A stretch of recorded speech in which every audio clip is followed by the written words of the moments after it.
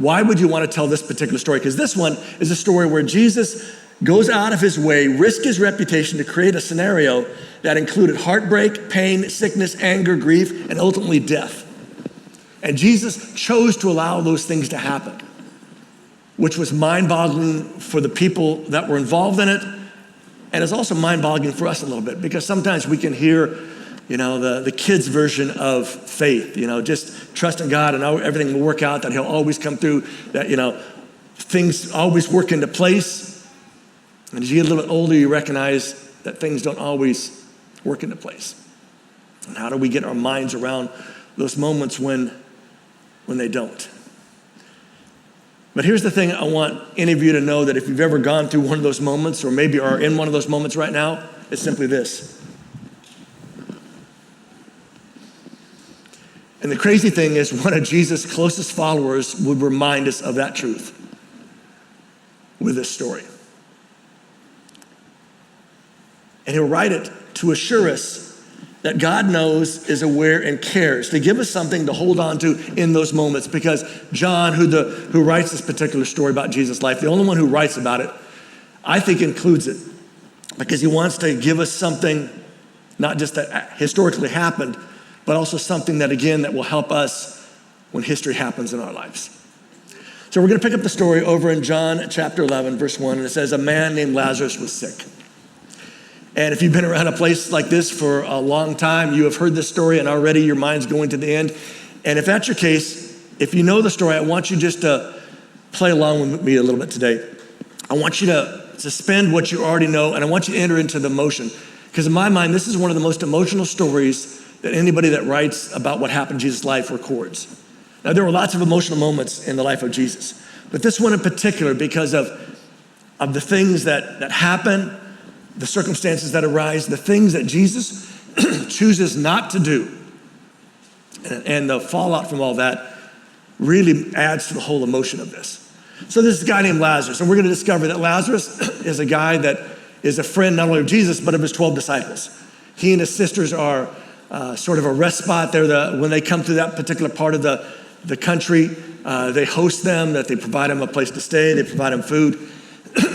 So we have this guy, he's gotten sick, and we're told that he lives in a town of Bethany, which is just real close to Jerusalem, where Mary and his sister Martha lived. So all three of them live in this town. And so Lazarus is sick, and his sister's caring about their brother, because he's not just like he got a cold, he's like sick. They send someone to tell Jesus this message: Lord, the one you love is sick. And the sisters send it knowing that when Jesus hears who this message is from, he knows exactly who they're talking about. And the fact that the sisters would send somebody to try to track down Jesus wherever he's at, teaching somewhere way away, that when he gets it, he will know exactly that he needs to come. And John, as he recalls this, and he writes this story years later, so this is from his memory. He says that when Jesus heard this, he said to everybody that the sickness will not end in death. And I don't know if he says this before the guy goes back to the sisters, or hears this and goes back. If he hears it and goes back, it really complicates the story even more, because then he goes back with this message: it's not going to end in death. And you'll find out in a moment that the story doesn't quite end that way. But it's not going to end in death. In fact, Jesus says, and here's the hard part for us: it is for the glory of God, to bring glory to the Son of God. Which sounds like an interesting statement to make, kind of a harsh statement to make when you consider what will happen in just a moment, according to John. And then John, I think, as he thinks about this years later, feels like he has to add something to the story. He can't just say what was happening in that moment. He has to add a point, because he knows people who will be reading this, as this letter, this story gets out, and maybe even, as the story gets out farther and farther, when we hear what's going on, that these sisters care about their brother, he's really sick, they send a message to Jesus, and Jesus says, don't worry about it, won't end in death. This is for God's glory. This is for the glory of me, right? John has to add this thing so we won't think as bad about Jesus as we would be tempted to. Because then he writes, by the way, Jesus loved Martha and his sister and Lazarus. And he wants us to know that because the stuff that's going to unfold doesn't look like he loves any of the three. But back to the story. After John assures us that Jesus really did love them, he says, but when he heard, that is Jesus heard, that Lazarus was sick, he stayed where he was for 2 more days. Now, I don't want us to miss the emotion of this, right? These 2 sisters care enough about their brother. He's really, really sick. Run, get Jesus. Tell him that the one he loves is really sick. We know what Jesus will do. Jesus will run back to rescue today because that's what Jesus does. That's what Jesus does for friends. And so the guy runs to them, finds Jesus, and Jesus waits for 2 days. Knowing that his friend is really sick, knowing that the sisters are really concerned. And then Jesus says to the guys, the 12, he says, all right, guys, let's go back to Judea. Which for them, it's all like, hold it here, because there's a whole other story that just happened just a couple of months before this that they're reminded of when Jesus says, hey, we're going to go back to this region. Because they say back to Jesus, but teacher, but rabbi, don't you remember some people, there were some Jews there that tried to stone you to death only a short time ago? Don't you know it was kind of a dangerous spot, Jesus, and you want to go back there? Now you want to go back there? I mean, we kind of got out of there because you wanted to get out of there because things were getting heated and people were getting mad at what you were saying and they were picking up stones. And they're afraid. They're afraid not only for Jesus, they're also afraid for themselves. Because when you're with somebody people are trying to stone, people aren't always so accurate because they're so mad. And you might get hit. And oh, by the way, they're with him, and so they might just say, let's stone them all. And then Jesus, in response to their concern, I think more concerned for themselves than Jesus or even Lazarus at this moment, Jesus makes one of those so Jesus-like statements that can catch us off guard, because here's how he responds to this idea that his friend's really, really sick. Jesus waits a couple more days, and then he says, we're going back, and the guys kind of push back because this has been a dangerous spot that they just got out of a couple of months before. And then Jesus says these words here. He says, guys, are there not 12 hours of daylight? To which I think all the guys are like, what are you talking about, Jesus, right? I mean, aren't there 12? Of course there's 12. Yeah, there's 12 hours of daylight. If anyone walks in the daylight, he will not stumble because he can see by the sun, right? He's got some light. But if anyone walks at night, he stumbles because there is no light to help him see. The light is not in him. Period. End of statement from Jesus, which can seem like a weird statement to make, right? But I think Jesus is just reminding them, listen, guys, you've heard me before describe myself as the light of the world, right? And if I'm the light of the world, you ought to kind of walk in this light while you have the light, because you won't always have the light. That here I am, I'm trying to help you see something that you're missing at this moment. And after he says these great words, he says, listen, guys, our friend, your friend and my friend, our friend Lazarus has fallen asleep, but I'm going there to wake him up. To which they have the exact same response that you and I would have if somebody said, oh, so-and-so sick, but they're asleep, but we're going to go wake them up. They say, oh, that's great, Lord, because if he's only asleep, he will be all right. He'll recover. Because isn't that what you learned as a kid? If you're sick, mom would send you, take a nap, right? Get some rest, right? It was a thing, if you were saying, I want to stay home from school because I'm sick today, and mom would say, no, you can't watch TV, you can't play video games, right? You got to stay in bed because that's how you get better. And you're like, I'm not that sick. I don't want to stay in bed all the day, right? So they're like, hey, they're kind of giving medical advice to Jesus. That's good news, right? If he's asleep, you're going to wake him up. Everything's good. And Jesus like, no, guys, let me be really straight. Jesus meant, John tells us, as he thinks back to this moment, Jesus meant that Lazarus was dead. But his followers thought Jesus had really meant he only was sleeping. And John, as he thinks back in this moment, thinks, how multiple times we missed what Jesus was saying. We got caught up in the moment of thinking literally what he was using and not thinking about what he was describing. And then he says, guys, Lazarus is dead. Which in the moment, I think some of them gasped because it's like, hold it here. Just 2 days ago, you said this wasn't going to end in death, and now you're telling us he's dead? Jesus, that kind of sounds like it ends in death, because if you're telling us he's dead. And then Jesus says one of the most insensitive, seemingly harsh statements that he could make in this moment, because this is somebody who they've been friends with. This is the guy that's been great to them, that's provided the space and provided some friendship and a safe place to stop and to get some rest and to have some great food. And they're thinking about their own loss and their grief in this moment. And Jesus says to them, after he says Lazarus is dead, he says, "And I am glad, I'm happy for your sakes that I wasn't there." Which seems like such an insensitive thing. I mean, how can you be glad for our sakes that you weren't there, Jesus? Because our friend's dead. How can you say that? But Jesus doesn't finish there. "I'm glad for your sakes I was not there, so that you may believe, that you may have faith in you, you may have trust." Same word. And I don't know, when I read this week and kept going about it, there's one question that keeps popping up for me, and it's simply this. I mean, believe what, right? What are you so happy about that you would let our friend die? What are you so happy about that you let these people that have been so good to us, these sisters who've taken such great care of us, let their brother die? How can you be glad about this and you're hoping that we're gonna be, what is it you're after us to believe? I mean, this is actually, this story, this event in Jesus' life comes down towards the last probably month or less of his life. So this is like late in the game, and he's like, what more do we have to believe? We've been with you for more than 3 years now. But Jesus doesn't explain what he wants them to believe. That'll kind of unfold over the course of the next couple of days. But Jesus looks at the guys and says, "Okay, guys, let's go to him now. It's time to get going." And Jesus stands up and get ready to go. And then John remembers that Thomas, one of the disciples, says to the rest of the guys, "All right, let's go. Let us also go so that we can die with him." Thomas, Mr. Positive, right? But he's thinking about, this is scary. We're going back to a place that they've thrown rocks. And I don't know what size the rocks are, but if you're throwing rocks that are intended to stone somebody to death, they have to be good enough size that they're gonna hurt. And he's like, we're already this far into it. Let's go with him, guys.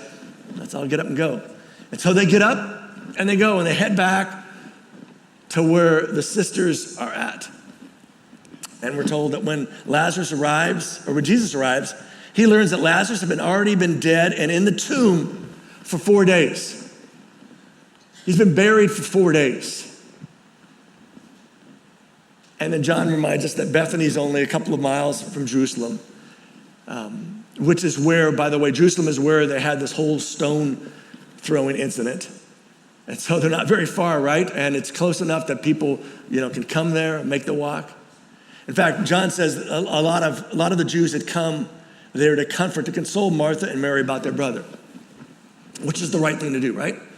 It's the thing that all of us feel like we need to go console and to comfort and to try to at least be there for somebody in those moments, even though we have no idea what to say. In fact, some of the times the best thing is not to say anything, just to be there, right?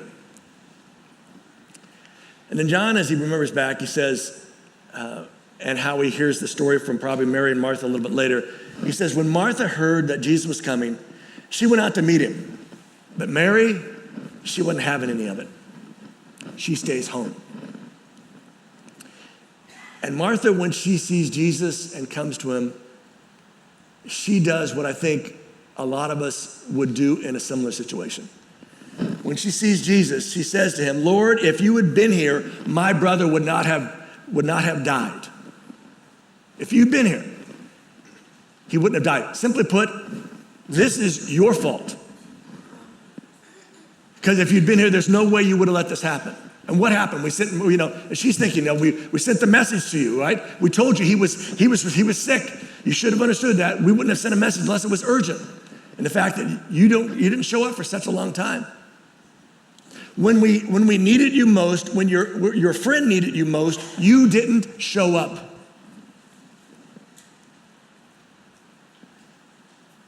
And it's one of the most heartbreaking scenes that had to be.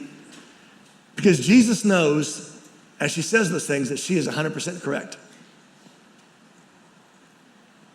When she says, "You could have kept this from happening," Jesus knows that is 100% true. He could have. he also knows that he chose not to. Something for the sake of his followers, right? That they would believe something, learn something. But then Martha says something pretty incredible as she is just in this throes of, her life being kind of torn apart, not knowing what to do. And the emotion that flows through and the anger and the frustration and the hurt and the pain and the questions. She looks at Jesus and says these words, "But I know that even now, God will give you anything you ask." That even in the midst of her anger and frustration at Jesus, because how can you let us down? How can you let us down? After all that we've done, we've provided hospitality. Every time you guys come through town, I prepare this big meal. I serve them all. We give you a place to stay. We wash the clothes. We do all this kind of stuff for you guys. After all of that, I still have some faith that even now, God will give you anything you ask. Which is a pretty incredible statement, isn't it? That in the midst of the reality that has hit her, that her brother is dead and gone, that even now she holds out hope that Jesus can and will do something. To which Jesus looks at her, and I think he's also emotional in a moment because he knows she is 100% correct. Everything she said is spot on. And Jesus looks at her and says, "Martha, I need you to know something. Your brother will rise and live again." To which Martha's like, "Yeah, I understand that, but," right? And she says, "Listen, I know that he will rise and live again in the resurrection on the last day. I know, I've heard you teach on this, that the resurrection is the big thing, right? I know that that's what we all look forward to when people die. I know that, Jesus. But in this moment, I don't need a theology lesson. I don't need a Bible study. I don't need a passage. I don't need a message to watch, right? I need you to hear me and to do something." And I think her response moves Jesus to do more. Because then he says to her, "Martha, I am the resurrection and the life. Those who believe in me will have life even if they die." But then he says something that's a little harder to understand. He says, "And everyone who believes in me will never die." And then he asks her this question: "Do you believe this? Martha, do you have faith in this? Do you trust in this? That I am literally life and resurrection in a bodily form? That I'm all those things that we've talked about and I've talked about for years now?"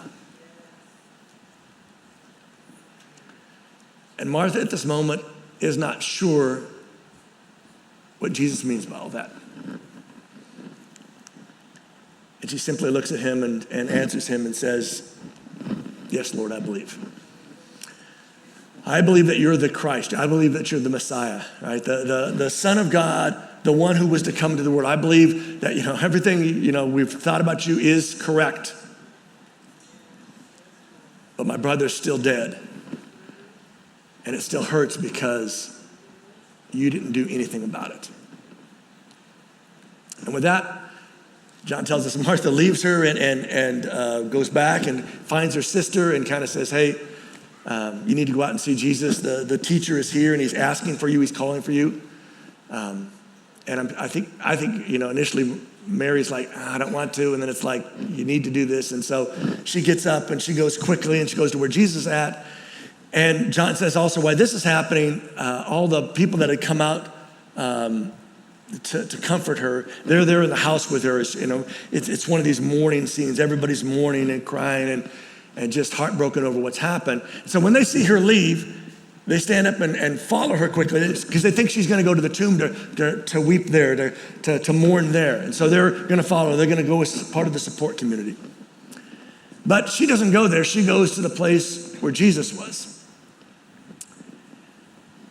And then John describes this. He says that when she sees him, when she sees Jesus, she falls at her feet. And I don't think she falls at her feet in worship at this moment. I think she falls at his feet in just the grief and all the emotions that have hit her. She can't stand any longer. And she looks at Jesus and says the exact same thing her sister said. Lord, if you had been here, my brother would not have died. I don't think she just says it. I think she cries it out. She cries it out in pain because Jesus has let her down, has let her sister down, has let her brother down, has let a lot of people down.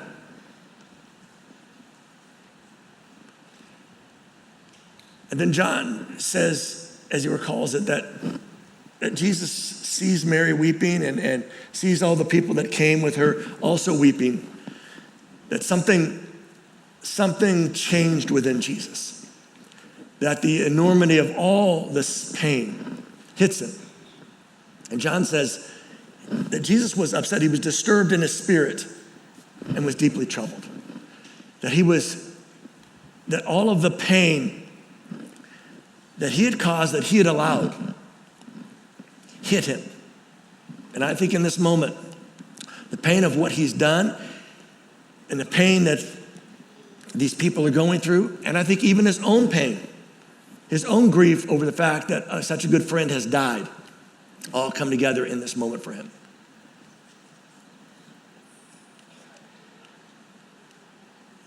And Jesus asked the question, where did you bury him? Where have you put him? And they say, come on, come over here, Lord, we'll see.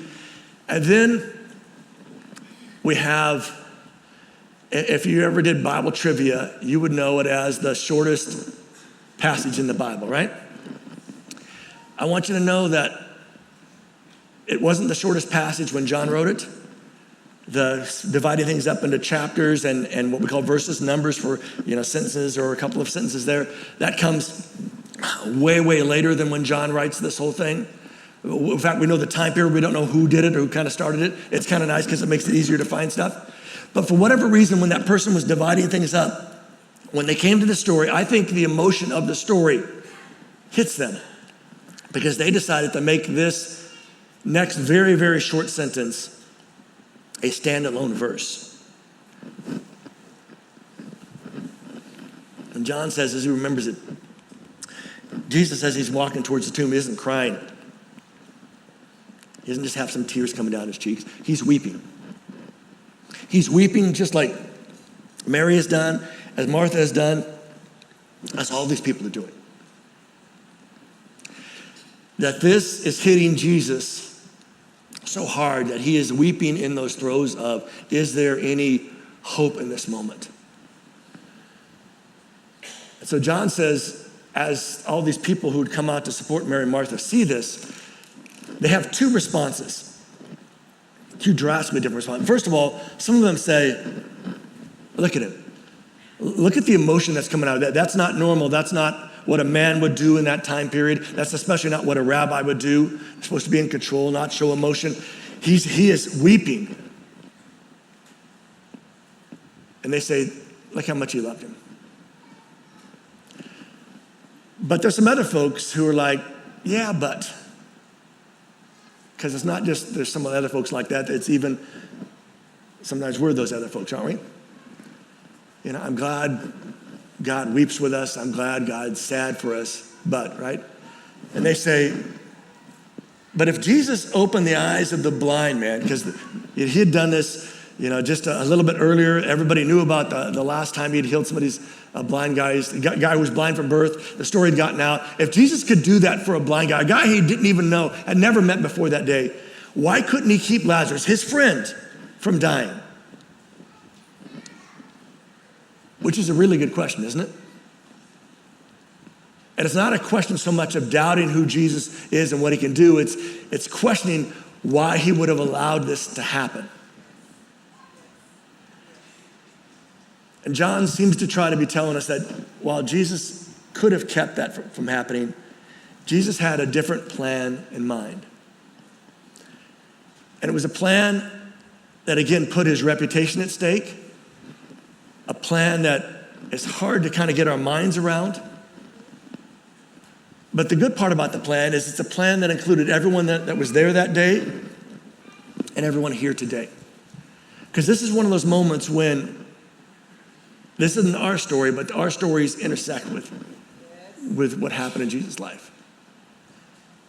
Because haven't there been times when it's like, and I'm glad to know that God is with me through all this stuff, but why didn't he do something about the stuff at the beginning or at the middle or before it got to the end?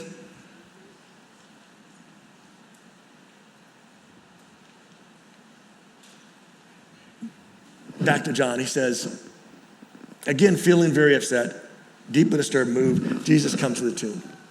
He's weeping, he gets there, and he feels the weight of the moment that he has caused, that he's allowed. And he gets there, and we're told that it's a cave with a large stone lying against it. And then Jesus says something that I think cause people to step back, because he says, move the stone away. Now, I don't know if you've thought this through, because I really hadn't, but, moving a stone away from a tomb back then wasn't like, a couple kids run up and just roll it back, right? This had been designed that this big rock would be up here. It's up actually above the tomb closing. There's a little peg, probably some wood that gets stuck or a rock. And when it's time, when the person's put inside, they pull it out, the stone rolls down, it falls through this little trench, it gets stuck by gravity in front of this. It's a big old stone, right? It is locked in place. It's supposed to be there like for a long time, maybe forever, because so this isn't like, a couple guys run over and just move it back. This is like it's gonna take a mess of guys, and it's gonna probably take like a half hour, an hour to get this thing back up over the thing to get this open. This is a big thing. This isn't like instantaneous, he says, roll the stone away, and it happens quickly. This is like, it's gonna take some time. But as Jesus makes this command, this direction, move the stone away, Martha steps up, and she says, time out, Jesus. It's been 4 days. 4 days since he died. Not a good idea. It's gonna smell really, really, really bad.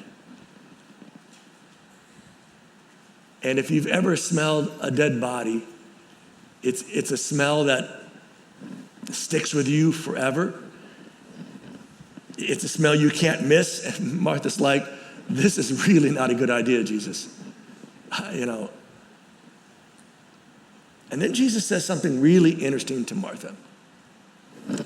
He looks at her and says, Martha, didn't I tell you that if you believed, you would see the glory of God? To which you may be thinking, Mike, I missed that when you read that earlier, because I don't remember him saying specifically, if you believe, you're going to see the glory of God. But he does say, Martha, I want you to know that, Lazarus is going to come back to life, that I'm the resurrection and the life, right? And maybe in this mixture of telling her that, he's reminding his disciples that I said this is all for God's glory through all this stuff. Then I tell you that if you believed, if you trusted, if you had faith, that you would see the glory of God. Sometimes not right in the moment. And sometimes we have to wait for it. But it's one of those moments that Jesus sets up for us to see something. So John says, they go about moving the stone away, all the grunting and groaning and pushing it away, right, and getting the door open. And after they get the stone away, Jesus steps up and he has this prayer. And John tells us that Jesus looked up, which is kind of a thing that we do. Even if you're not religious, it's kind of a thing, right? Why, you'll be kind of looking for something out there to help us in this moment. And Jesus looks up. And John says he prays these words. Father, I thank you that you've heard me, past tense, that you've heard me.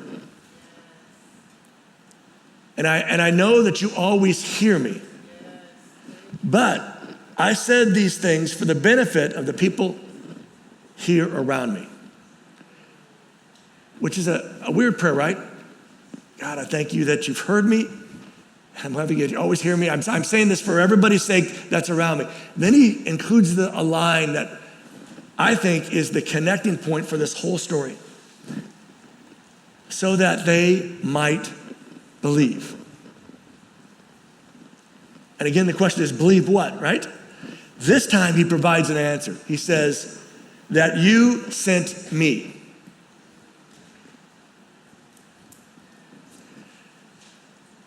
Which I don't know about you, I begin to think, wait, hold it, Jesus. Maybe even the disciples thought, do you mean you did all of this just so that we would know that God sent you? I mean, is that the purpose? Is that the plan? This whole thing was just set up so that we would know that you were sent? It seems like much better ways to do that. But what if the you sent me part is a reminder that Jesus came for a reason to this planet? And one of it was to live this perfect life and to die this innocent death, right? And to pay for our sins. But there's another reason that Jesus told us about. In fact, John will record it just a couple chapters later. And that is that if you've seen me, you've seen him. And what if this is one of those moments when all those stories sort of come together and when he says, listen, I'm praying this so that they will believe that you sent me, that they will see that I am representing you here in this space. And that people will never forget that we're always there with them when these things happen. Because what if this wasn't just about what Jesus would do, but about who Jesus was? See, if God the Father sent Jesus the Son to show us what the Father is like, then a lot of things can change. Then a lot of things make a little more sense, doesn't necessarily make 100% sense, but make a little bit more sense. Then we know that when things like this happen, that God isn't uncaring and unknowing and unconnected to it. That he's aware. And I'm not saying that God is orchestrating when those things happen in your life or my life. God is behind those things, orchestrating it for some great, glorious thing like this. Because this is the only time I'm aware of where Jesus says, hey, I'm intentionally doing something that's going to cause a whole lot of trouble, a whole lot of pain. It's going to mess up a lot of stuff. And I'm doing it because I got this bigger reason to do this. This is the only time I'm aware. So this is not a prescription of how life works. This is an observation of what happened, a description of what was going on in Jesus' life at that moment. But it does tell us that if this is true, that God understands and feels our pain. Because Jesus was in pain that day. In pain of what had happened and why it had happened and all the things that went. That it also tells us that God cares about it. Even if in the moment it doesn't look so much like it. And if God the Father sent Jesus the Son to show us what the Father is like, then death is not the end.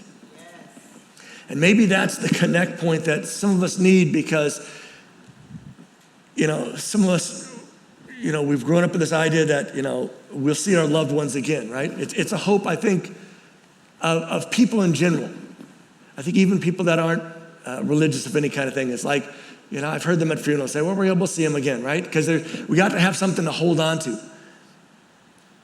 And if Jesus is representing the Father here, this helps us show that death is not the end. We're told after Jesus makes this prayer, he cries out in a loud voice, Lazarus, come out.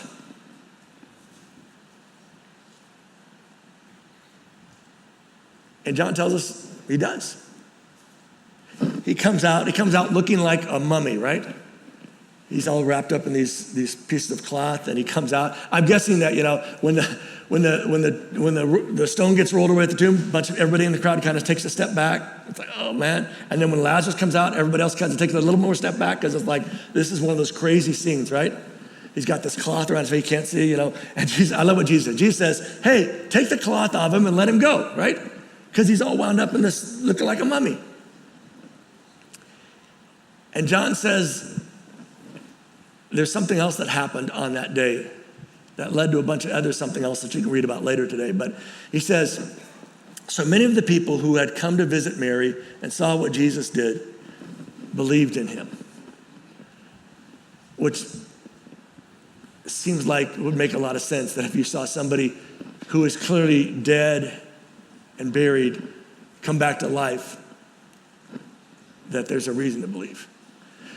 But John also says that some of the people went to the Pharisees and told them what Jesus had done, because it was like, you're not going to believe what's going on, and this is not going to go good for you guys, right? And it sets off this whole thing where they decide they're really going to stone Jesus. They're really going to kill Jesus, right? And oh, by the way, they're going to decide they're going to kill Lazarus because he's back to life, and that's not going to be good for them either. But so many of them believed, and it's this reminder of a thing we all resonate with, this idea of seeing is believing, right? We see that regularly on social media or on news, right? Where we see a video of something happening now, because we see it, we believe it, right? Because we can see it with our own eyes. But what happens in those moments when we can't see it with our own eyes? See, what if Jesus did this as much for us as he did it for them? What if going through all of this wasn't just for those people that day, but was for people of all days who would go through some horrific stuff, have people they cared about die, loved ones die, children die, spouses die, parents die, and wonder why? How could you let this happen? Why didn't you do something? What if there was a bigger reason behind this all? And what if this is about giving us something to hold on to, believe, trust in those moments when it's hard to? To know that Jesus can and he will bring people back to life.